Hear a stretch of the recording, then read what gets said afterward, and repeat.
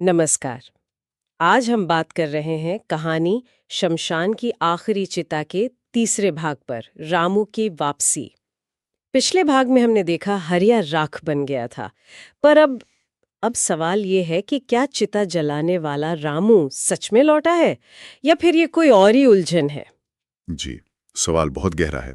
तो आइए आज इसी कहानी को थोड़ा और खोलते हैं, समझने की कोशिश करते हैं कि ये रामू की वापसी का सच क्या है और मुक्ति धाम का ये रहस्य कैसे और गहराता जा रहा है।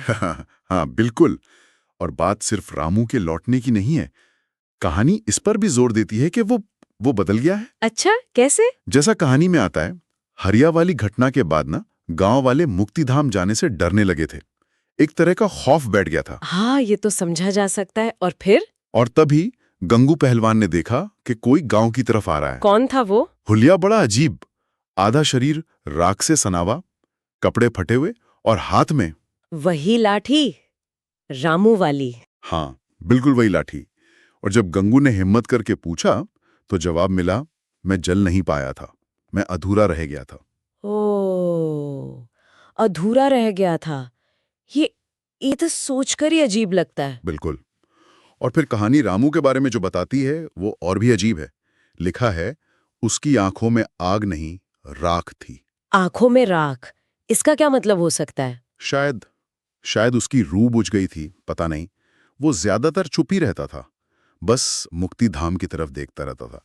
जैसे या तो कोई गहरा पछतावा हो या कोई बाहरी असर? हाँ, हो सकता है, कुछ कहा नहीं जा सकता।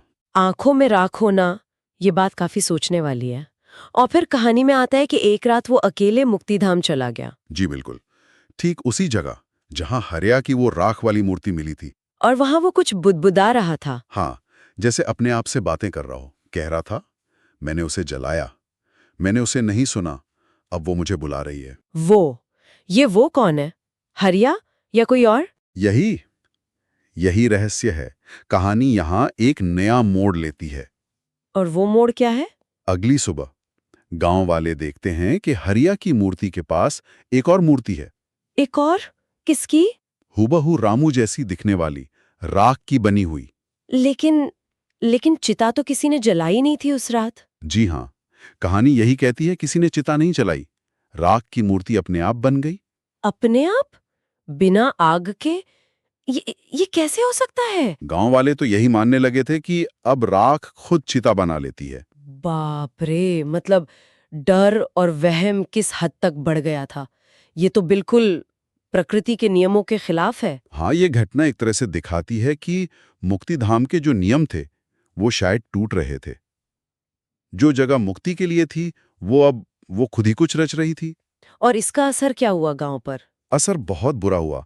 कहानी के आखिर में पता चलता है कि इसके बाद हर अमावस की रात गांव से कोई ना कोई आदमी गायब होने लगा। गायब? कहाँ? यही माना जाता है कि वो उसी रहस्यमयी चिता का हिस्सा बन जाता है। एक तरह की चेतावनी भी दी गई है कि अगली बार राख किसी और को चुन सकती है। तो ये सिलसिला रुकने वाला नहीं है? नहीं। डर पूरे गांव में फैल गया होगा। बिल्कुल। तो हमने इस हिस्से में देखा रामू की वापसी, जो वापसी कम और बदलाव ज्यादा था। फिर बिना आग के राख की दूसरी मूर्ति, और अब ये अमावस को लोगों का गायब होना। मामला सुलझने के बजाय उलझता ही जा रहा है। जी हाँ, और कहानी हमें एक बहुत बड़े सवाल के साथ छोड़ जाती है। आखिर में राख की रानी का जिक्र आता है। राख की रानी? वो कौन है? कहा गया है कि उसी ने राख को रूह दी और चिता के नियम तोड़े।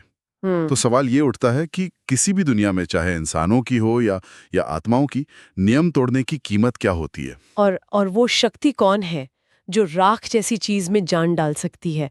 ये राख की रानी आखिर है कौन? बिल्कुल, ये सवाल कहानी के अंत में पाठक के लिए छोड़े गए हैं।